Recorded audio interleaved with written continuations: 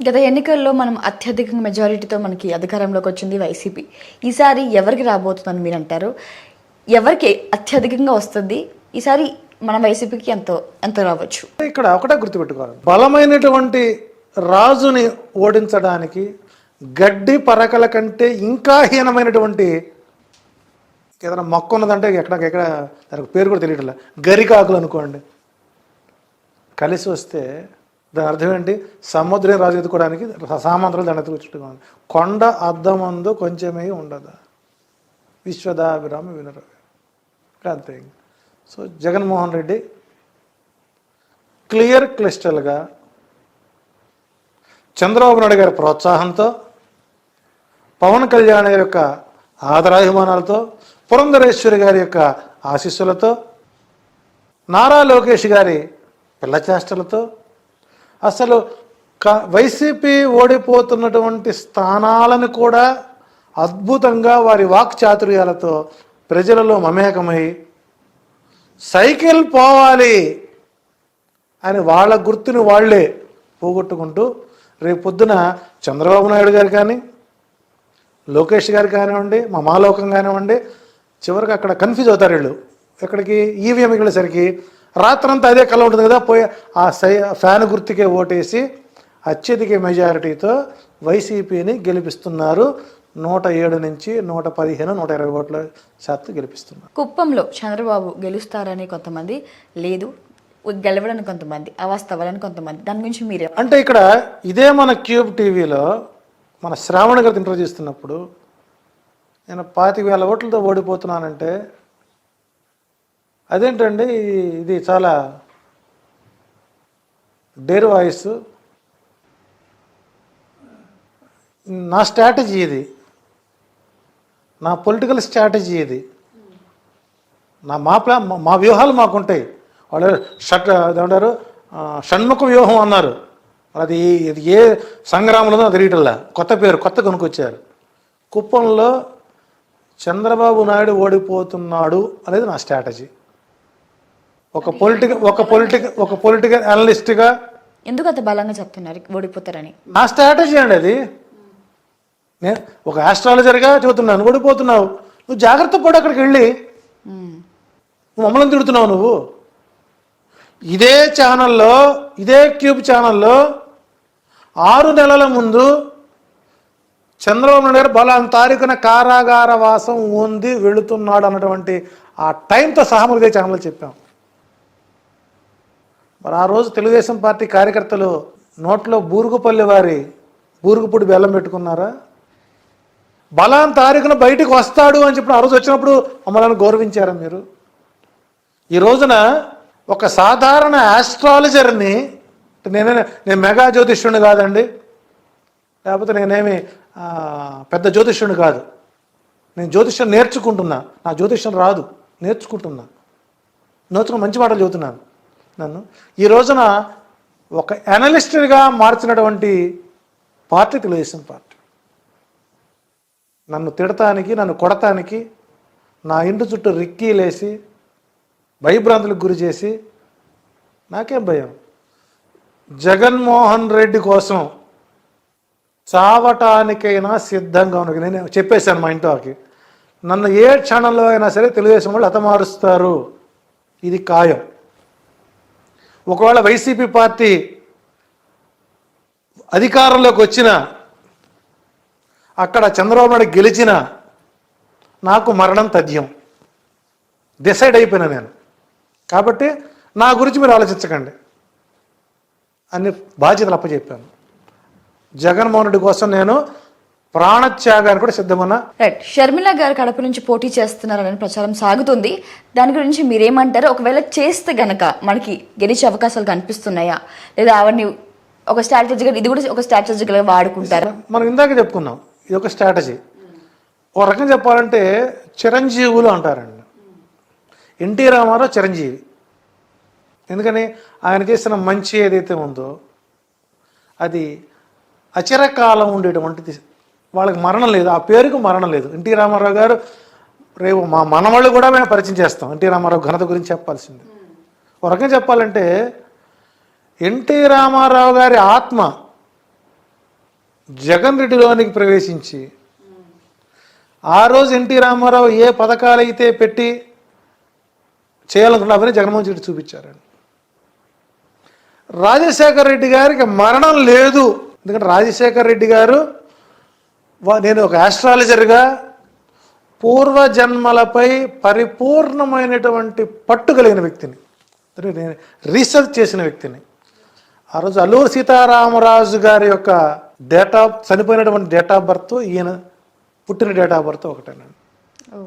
YS Rajasekhara Reddy alias Alluri Sitaramaraju, వాళ్ళిద్దరు పందా ఒకటే.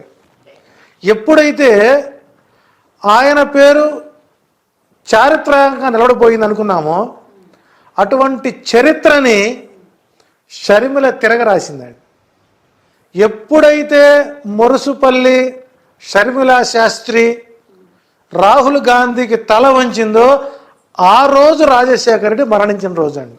ఎప్పుడైతే ఒక వ్యవస్థలో తన తల్లిదండ్రులకు అవమానపరిచిని హతమార్చిన వ్యక్తులతో చేయి కలిపిందో ప్యాకేజీల కోసం, నీ మొగుడు సమర్థవంతుడైతే నీ బతికెలా ఎందుకుంటుంది? ఇక్కడంతా ఏంటి? స్వార్థజనితమైనటువంటి జీవితాలు ఇవి. సో కాబట్టి షర్మిల డిపాజిట్ కూడా అక్కడ రాదు, మరొక అవమాన భారంతో వెనుతిరగాల్సింది. ఈసారి వైసీపీకి ఎన్ని సీట్లు వచ్చే అవకాశాలు ఉన్నాయి? 107 నుంచి 115, ఇంకా వస్తే ఇంకో 10 వస్తాయేమో. అంటే ఇది కూడా మీ స్ట్రాటజీ ప్రకారం చెప్తున్నారా, ఆస్ట్రాలజీ ప్రకారం చెప్తున్నారా? రెండు కలుపుతానండి. ఆంధ్రప్రదేశ్ తెలుగు రాష్ట్రాల్లో ఉన్న ఏకైక మేధిని జ్యోతిష్యుడు నేను ఒక్కడిని. Open challenge.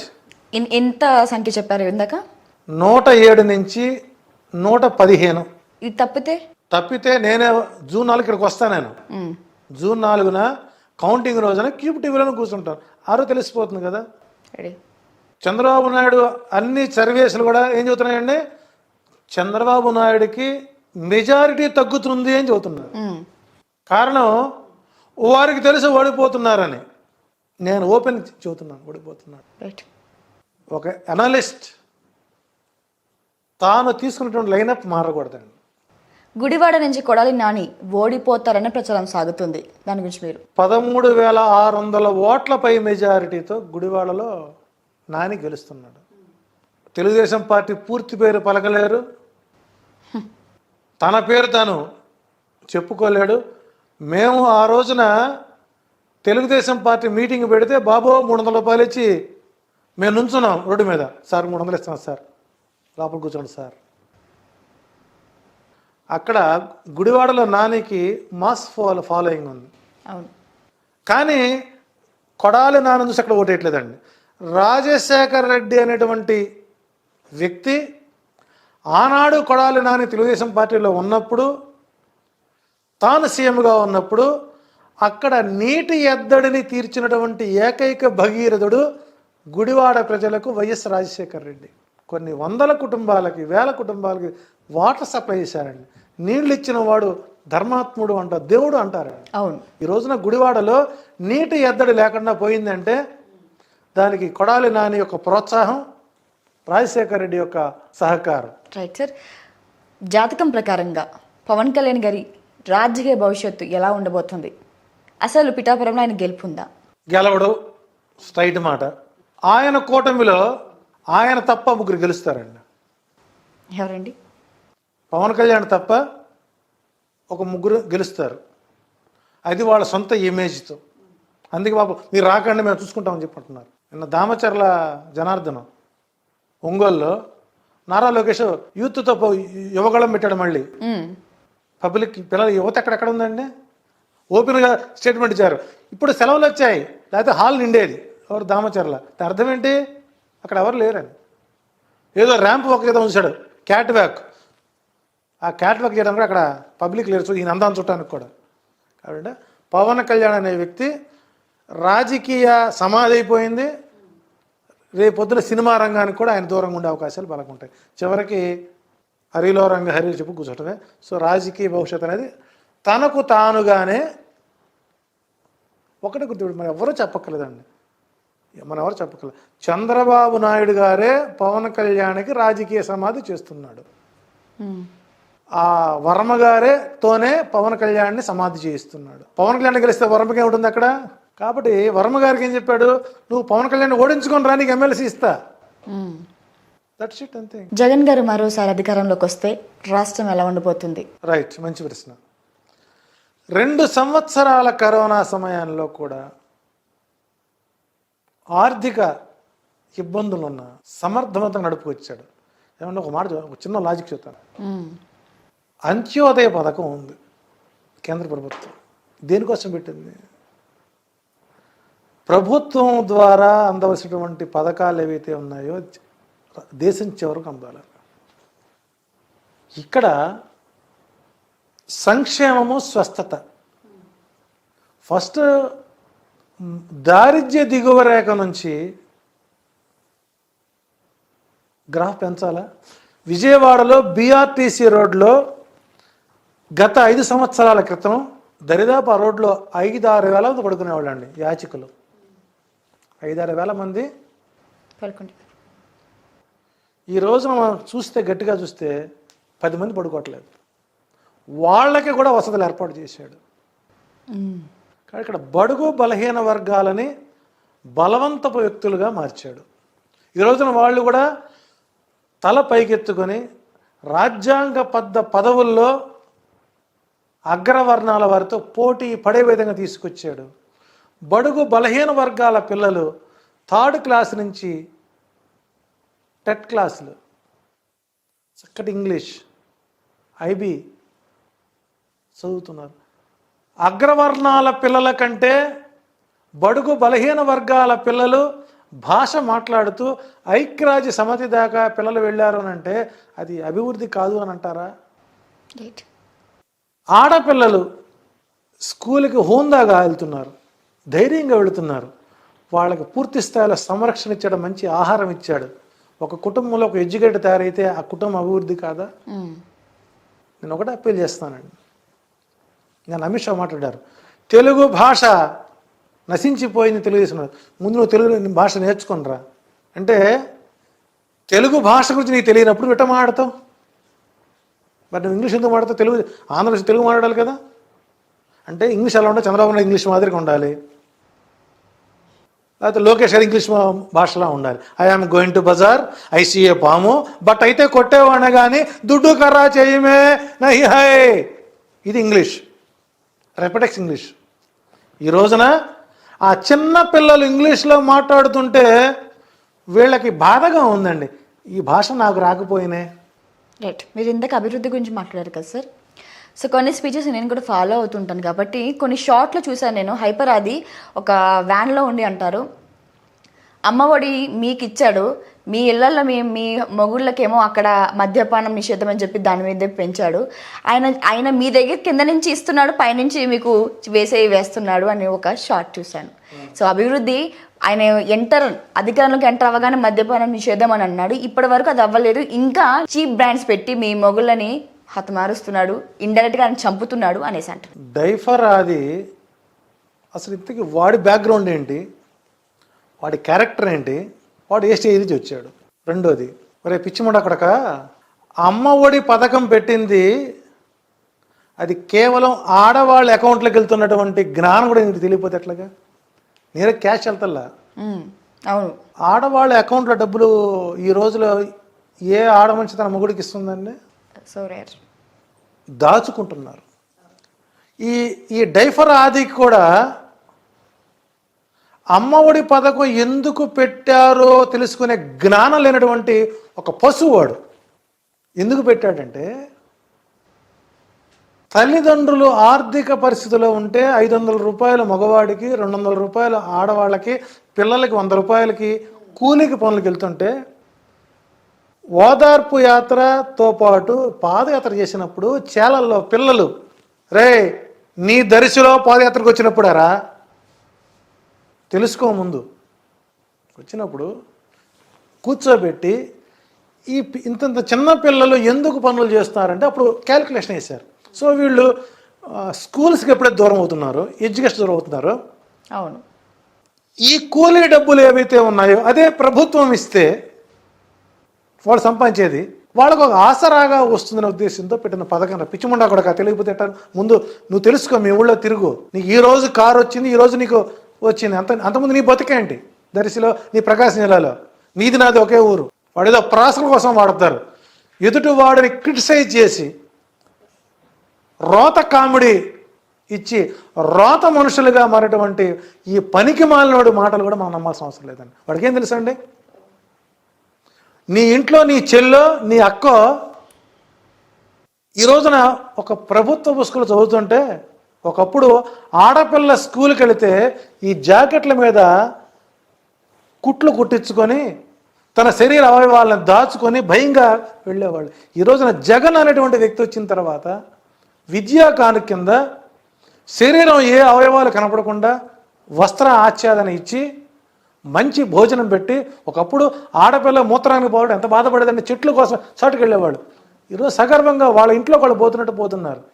అది నీ కంటికి కనపడేదా డైఫర్? అది నువ్వు మాట్లాడతావా? నువ్వెంత, నీ బతుకెంత? నువ్వంత మగోడవైతే, మనగాడవైతే, వైసీపీ పార్టీ విమర్శించే స్థాయి నీకుంటే, తాడేపల్లి సీఎంఓ టోల్ గేట్ మీద చేయి, నా దమ్మెంటు చూపిస్తా నీకు. ఇతను ట్రై చేశాడు దర్శి సిటీ కావాలని, నేను తక్కువడేం కాదండి. ఇప్పుడు ప్రచారం చేస్తుంది. మరి మధ్యలో ఎందుకురా అన్ని రోజులు ఫోన్ ఆపేసుకున్నావు? సభలో వాగాడు ఇట్టాగే. అంటే సజ్జల రామకృష్ణారెడ్డి గడ్డం గీర్చుకున్న వయసు లేదు నీది. సజ్జల రామకృష్ణారెడ్డి షేవింగ్ చేసుకున్నంత వయసు లేదు నీది. నీవు ఆయన అన్ని మంత్రుల గురించి మాట్లాడతావు, రోజా గురించి మాట్లాడాడు. ఆమె ముందు కోతి గంతులేసి కోతి మాటలు మాట్లాడు రోజా గురించి మాట్లాడతావు. రోజా కాలి గోట్లు తీసుకున్నంత వయసు లేదు నీది. నువ్వు ఆయన అంటావు. నీవెంత, నీ బతుకెంత, నీ సంపాదన అంత. ఈరోజు ఏదో వచ్చిందని చెప్పేసి నువ్వు విర్రవీగుతుంటే అది నీకు పతనానికి స్థానం అవుతుంది. రేపు నీకు ఏదైనా ఇబ్బంది వస్తే ఇదే పవన్ కళ్యాణ్ నీకు సహకరించాడు, అది గుర్తుపెట్టుకో. నేమంటే డిసైడ్ అయిపోయినావు, మమ్మల్ని చంపుతారని డిసైడ్ అయిపోయాం కాబట్టి నేను యథేచ్ఛగా స్వేచ్ఛగా మాట్లాడుతున్నాను. నేను ఇప్పుడు చెబుతాను, నాకు ప్రాణహాని అని ఉన్నది ఉంటే తెలుగుదేశం పార్టీ వాళ్ళ వల్లే ఉంది. ఒకవేళ మీకు ఏదైనా వాళ్ళదే పోచి పూర్తి బాధ్యత వహించాలి. ప్రభుత్వం నాకు రక్షణ కల్పించాలండి. నేను భావ స్వేచ్ఛ ప్రకటన నాకు ఉంది. నా ఏమనే మాట్లాడతాను, ఎవరు హట్ చేయట్లేదు నేను. ఎందుకని సార్? ఎందుకు వాళ్ళు మీకు ఏం చేస్తారు? అసలు ఒకటి నెగిటివ్ మాట్లాడుతున్నారు ఏమైనా చేస్తారంటారా? సహజంగా చంద్రబాబు నాయుడు గారితో నెగిటివ్ మైండ్ సెట్ అండి. అందుకు మీరు మాట్లాడతారని చెప్పి మిమ్మల్ని చంపే ప్రయత్నం. నేనే మాటకి ఎవరు మాడకూడదు, అర్థమైందా? అట్లాగే మధ్యాహ్నం ఆహార పథకం అండి, నేను మన ఇంట్లో తినలేమండి ఆ భోజనం అయితే. ఈ రోజున సోనా మసూరి బియ్యాన్ని అన్నం క్యాంటీన్ అని, అన్నా క్యాంటీన్, అది ఒక వాళ్ళ కమ్యూనిటీకి పెట్టుకున్నటువంటి ఆహార పథకం అండి. అది అన్నా క్యాంటీన్లో 5 రూపాయల చొప్పున నువ్వు కట్టించుకొని 58 రూపాయలు ఖర్చు పెట్టారండి. 58 ప్లస్ 5 రూపాయలు 62 రూపాయలు నీవు ప్రభుత్వ ధనాన్ని దుర్వినియోగం చేసి 5 రూపాయలకి అన్నా క్యాంటీన్లు పెడతావా? నీ పరిపాలనలో కూడా అడుక్కు తినేవాళ్ళు, అన్నం పట్టని వాళ్ళు ఉన్నారనేగా నీ ఉద్దేశం. ఈ దరిద్రం చూపించింది నువ్వేగా. తిన్నది ఎవరండి? అన్నా క్యాంటీన్ తిన్నది ఎవరు? బడుగు బలహీన వర్గాలు తినలేదండి. నేను ప్రత్యక్షంగా వాళ్ళ కమ్యూనిటీ వాళ్ళ కారులో కూర్చొని వెళ్తున్నాం. ఒక ఆమె ఫోన్ చేసింది, అక్క నేను అన్నా క్యాంటీన్ దగ్గర ఉన్నా, బాగుంది అక్క భోజనం, ఇక్కడ సాంబార్ అన్నం పెరుగన్నం పెడుతున్నారు, ఇంతకంటే ఎక్కువ తింటా ఇక్కడ నవటల హోటల్లో, ఇక్కడికి వచ్చే అంతా మన వాళ్ళు ఉన్నారు. నీ వాళ్ళు తిన్నారు అన్న క్యాంటీన్లో, నీ వాళ్ళ కోసం పెట్టుకున్నావు అన్న క్యాంటీన్లో, నీ జన్మ కౌంటర్ కోసం పెట్టావు అన్న క్యాంటీన్లో.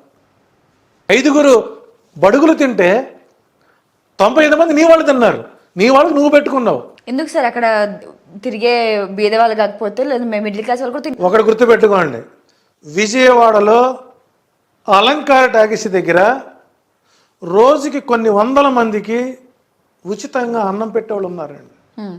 వాళ్ళు ఉచితంగా పెట్టారు, 5 రూపాయలు తీసి పెట్టావు. నువ్వు గొప్ప, వాళ్ళు గొప్ప. ఇందాక మనం ఆ మాటలో కట్ అయింది, మీకు ఎందుకు ప్రాణహాని ఉంది టీడీపీ వల్ల? అంటే చంద్రబాబు ఓడిపోతాడని చెప్పాను, చంద్రబాబు ఓడిపోతున్నాడని చెప్పాను. ఓడిపోతున్నందుకే మిమ్మల్ని చంపుతారు, టార్గెట్ చేశారండి, రిక్కిలు పెట్టారు. ఎలాంటి ఎదుర్కొన్నారు వాళ్ళ వల్ల మీరు? నేనే ఛాలెంజ్ ఇచ్చా, టీడీపీ ఆఫీస్ దగ్గర వచ్చి నుంచుంటా, చంద్రబాబు నాయుడు గారి హెరిటేజ్లోని బటర్ మిల్క్ తాగుతూ నుంచుంటా, చంపేవాళ్ళు చంపండి.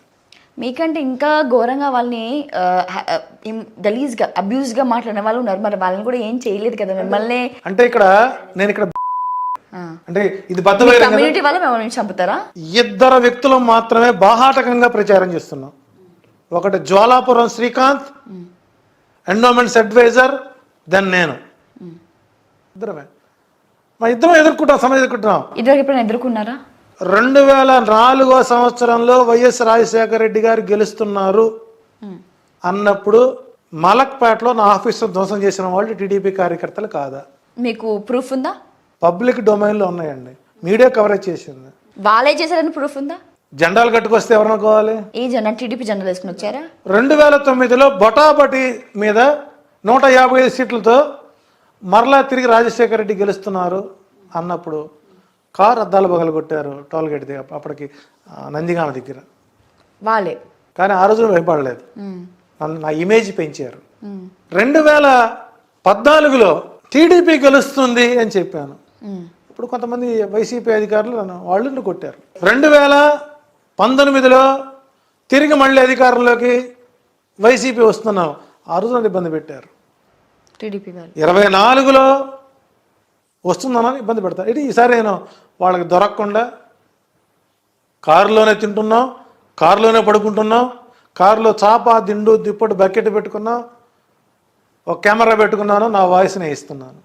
రైట్. వైసీపీ వాళ్ళు కొట్టారని ఇందాక అన్నారు, మరి మళ్ళీ ఇప్పుడు మీరు వైసీపీకి సపోర్ట్ చేస్తున్నారు? ఎవరికి నొప్పి వస్తే వాళ్ళు కూడా సహజం అండి. అది ఈ రోజున నాకు అవకాశం వచ్చింది అంటే నేను అన్ని పార్టీ అతీతుడిగా ఉంటాను. నేను ఇప్పుడు నేను చెబుతున్నప్పుడు అయ్యా నీకు ఇబ్బందికరంగా ఉందని మంచి మాట చెప్పినప్పుడు నువ్వు దాన్ని మార్చుకోకపోతే నీ తప్పు. అక్కడ స్పీడ్ లైన్ ఉంటుంది, అవును, 80 కిలోమీటర్ స్పీడ్తో వెళ్ళమంటారు, 120 పోతే అక్కడ ఇబ్బందికరమైన ఇండికేషన్ ఇచ్చారు నీకు, దాన్ని మీరు ఎందుకు పాజిటివ్గా తీసుకోవటం లేదు అంటే మీకు వ్యతిరేకంగా మాట్లాడితే వాళ్ళని హతమారుస్తూ ఉంటారు.